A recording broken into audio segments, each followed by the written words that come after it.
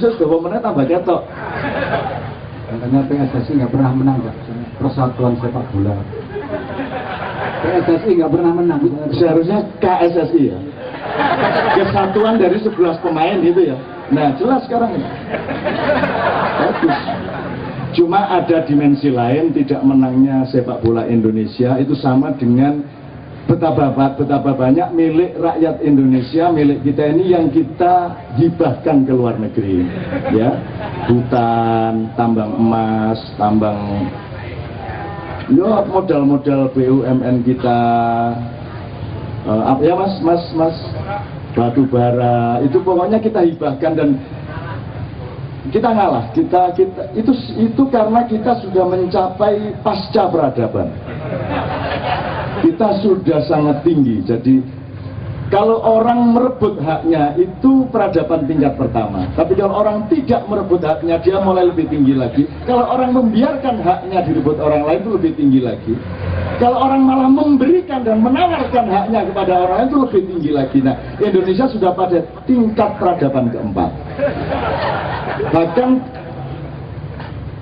Cak Puji salah kalau mengatakan persatuan sepak bola Indonesia tidak pernah menang. Memang jangan sampai menang. Karena kita sampai kepada tingkat peradaban yang tinggi. Loh, kita ini orang yang kaya raya, orang yang sudah puas dengan tanah yang subur, tanaman yang makmur. Loh, masih mau apa lagi? Masih mau kemenangan gol itu? Udah itu dikasih orang. Lihat aja Uji, tiket nol lah gak masalah, harus kon kate. Terus monggo, kipernya minggir aja sampai lebok nemen aja. Monggo. Dan itu pelopornya Jogja, makanya belum pernah selama sejarah Indonesia kesebelasan Jogja pernah mau menang dalam kontes nasional. Belum pernah, nggak mau Jogja. Kalau Surabaya, Makassar, PSMS Medan, Bandung memang peradabannya di bawah Jogja, jadi mereka masih kurang percaya diri sehingga orang itu kalau sudah pendekar ya Bung ya, kalau sudah pendekar kan nggak perlu gini-gini toh. Ya toh? Dia tenang-tenang aja. Kalau dia masih belum percaya diri, dia nunjukin ke orang gini-gini tangannya kalau jalan. Supaya tahu bahwa dia itu karateka ini kan. Gitu kan?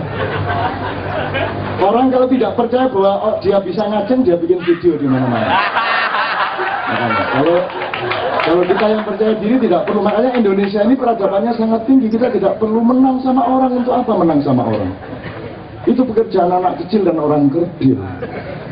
PSIM itu bikin kesebelasan, Jogja itu bikin kesebelasan PSIM, dan namanya itu filosofis dan sufistik, memakai idiom budaya dan spiritual. Persatuan sepak bola izin menang.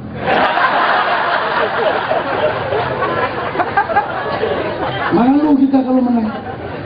Apa toh hebatnya kalau menang itu apa? Perjuangannya sesungguhnya adalah, wahai pasukan Islam kalian baru saja pulang dari perang kecil di Lembah Badar. Sekarang kalian memasuki perang yang lebih agung, yaitu perang melawan nafsumu sendiri. Nah, Jogja sudah lulus. Kalau ke sebelah sana kan pengen ngalahin ke sebelah itu. Jogja sudah tidak punya keinginan untuk mengguli orang. Maka rajanya bernama Hamengkubuwono. Semua orang tidak dikalahkan tapi dipangku, gitu kan? Yang dipangku kan berarti lebih tinggi daripada yang memangku.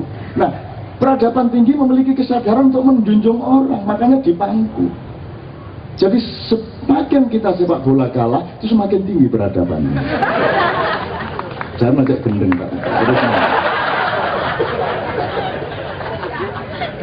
Loh iya, itu saya ngalamin dari dulu. Saya dulu, mungkin yang sudah pernah dengar, saya dulu kesebelasan PWI Jogja, saya kiri luar.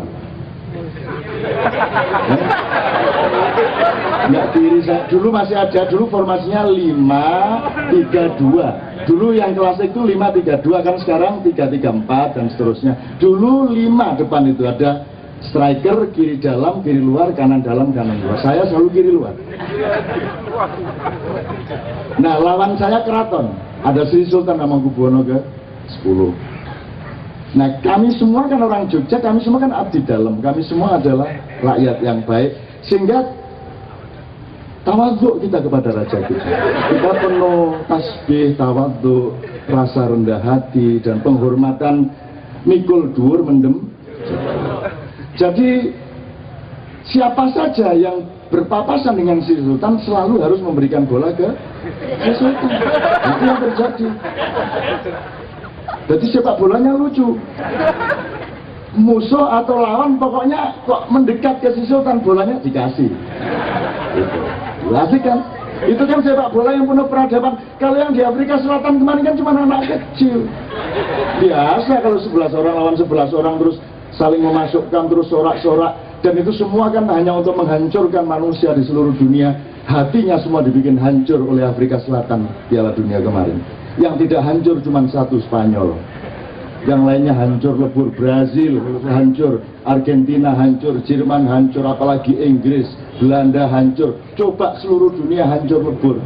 Yang gembira cuma satu, Spanyol, dan fannya Spanyol di berbagai negara yang juga nggak ngerti kenapa ngefan sama Spanyol. Hubungannya apa karo mbahmu? Hubungannya apa? Kok ngefan karo Spanyol? Saya tanya, kalau sebuah event internasional menciptakan penderitaan orang sedunia dan hanya menggembirakan orang satu negara, itu peradaban tinggi atau rendah? Rendah. Ayo kalah gue ini. Makanya tirulah Jogja. Jogja sampai kapanpun tidak akan pernah menjadi juara nasional, dan itu kita hindari. Naudzubillah min dzalik. Jangan sampai. Bahkan kiper kita latih, kiper itu jangan hanya pinter megang bola. Kamu itu kiper tapi juga manusia. Manusia harus punya empati terhadap perasaan orang lain. Kamu tahu nggak, itu penyerangnya itu latihannya setengah mati, makan telur tadi malam. Dia sudah goreng bola, sudah oper-operan, tinggal memasukkan, terus kamu tangkap bolanya. Apa bukan kekejaman yang luar biasa? Jadi kiper Jogja harus mengalahkan dirinya, sebagaimana pasukan Islam pulang dari perang Badar. Dia mengalahkan nafsunya, dia mengalahkan hatinya sendiri, dan dia minggir, mau ngemas pun lebetakan. Itu kiper. Striker Jogja juga begitu. Kita tunjukkan kepada orang bahwa kita bisa menggiring bola sampai ke sana, tapi tanpa pamrih. Loh, manusia yang sempurna dimanapun dia berada, dia harus tanpa pamrih. Jadi striker Jogja begitu memasukkan bola, ingat, oh tanpa pamrih, manggi mawon terus bawa mundur, di bawah mundur. Itu teman-teman sekalian. Ini tadi soal persatuan Indonesia ya, sampai ke sini. Jadi kalau jadinya kayak sekarang sudah selayaknya, alhamdulillahirobbilalamin. Nanti tolong kita diskusi soal ini, kalau diterusin ada sila-sila yang lain dan seterusnya. Malam hari ini kayaknya KC betul-betul tergantung sama Kiai Kanjeng dan saya, sehingga tidak merencanakan apapun kecuali menyediakan tempat untuk teman-teman Kiai Kanjeng. Oleh karena itu kita urut saja.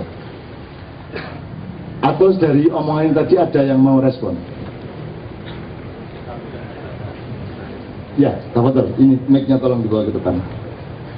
Ini ada banyak kopi tapi tidak ada yang ditaruh di depan saya satu pun. Ini juga ini menguji peradaban.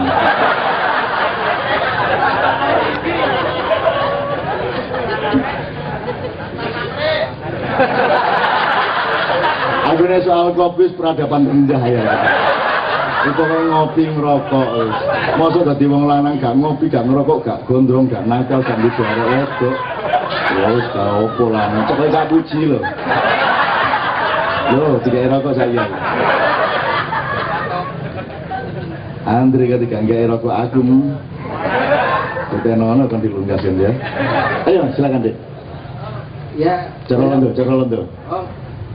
Apa? Gak apa-apa, cara londo aja yang ngerti ngomong cara londo. Enggak, kan tadi Canun barusan. Ya, assalamualaikum warahmatullahi wabarakatuh. Paras. Ya nama saya pertama, nama saya Aaron, anak manusia yang ini duduk di sini. Ya, semoga Paras juga yang telepon ini. Enggak kan tadi ya cuma mau respon aja. Kan tadi Cak Nun ngomongin tentang Piala Dunia ya. Saya juga waktu itu dia kan nonton Piala Dunia juga. nonton ya seru-seruan juga gitu, dukung Belanda tapi kalah kan ya. Tapi itu aku juga dapat inspirasi yang mirip dari Kak Nungano, bahwa Piala Dunia itu emang menjatuhkan gitu loh, saling menjatuhkan yang lain, dan ya peradabannya ya gak setinggi yang digembar-gemborkan gitu. Dan saya juga membuat istilahnya perbandingan antara Piala Dunia dan Piala Akhirat. Dia turunannya Cak Puji lah. Selamat bisa mulai ini saya maring gebu London itu. Enggak, ya setelah ini tak tulis ya. Kalau tak tulis renungan itu. Kalau Piala Dunia itu manusia itu saling bekerja sama di dalam satu tim untuk menjatuhkan. Sedangkan untuk meraih Piala Akhirat, manusia saling bekerja sama untuk saling mendukung. Gitu. Dan Piala Dunia itu cuma satu dan diperebutkan 4 tahun sekali. Piala Akhirat gak habis-habis karena itu berupa pahala yang memberikan langsung dari yang menciptakan kita, Gusti Allah.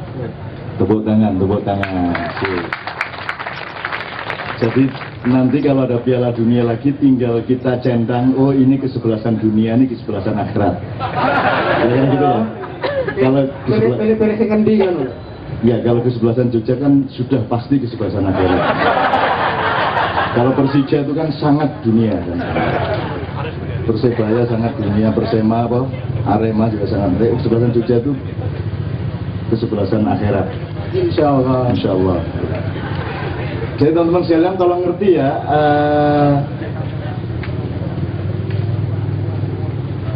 istidraj ngerti ya. Jadi kalau Tuhan bilang aku marah, mungkin gue percaya gue. Percaya kamu kalau Tuhan sangat marah gitu. Kira-kira Tuhan butuh marah nggak? Tuhan tuh orang sedunia kafir kabeh rugi tak gak Gusti Allah? Enggak. Jadi Tuhan itu sebenarnya enggak marah-marah bener, itu cuman bahasanya kepada kita untuk supaya kita punya dialektika nilai gitu toh. Kalau Tuhan marah, apa bedanya dengan FPI?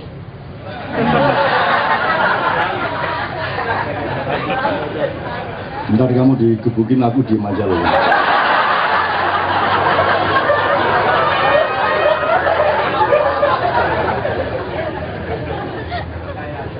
Makanya saya melihat Dadang ini juga orang yang punya bahasa sendiri di dalam berdialektika dengan yang kita menyebutnya Tuhan. Nah, Dadang menikmatinya dengan menyebut dan menggambarnya, karena manusia tidak mungkin mampu menggambar Tuhan. Maka kita dibebaskan untuk menggambar seperti apapun saja, tapi itu hanya gambar Tuhan atau gambar bukan Tuhan, bukan Tuhan. Karena Tuhan sendiri tan kino yang ngopo tan keno kiniro laisa kami beli saya. Jadi orang kayak Dadang saya akomodasi, kayak siapapun nggak ada masalah di sini. Karena dia sebenarnya diam-diam rajin sholat di rumah. Dia berlaga aja di sini pura-pura melawan Tuhan, dan semakin dia menunjukkan dia melawan Tuhan, sesungguhnya Tuhan makin senang, karena Tuhan tidak suka kepada orang yang menunjukkan kesetiaannya kepada Tuhan ditunjukkan kepada orang lain.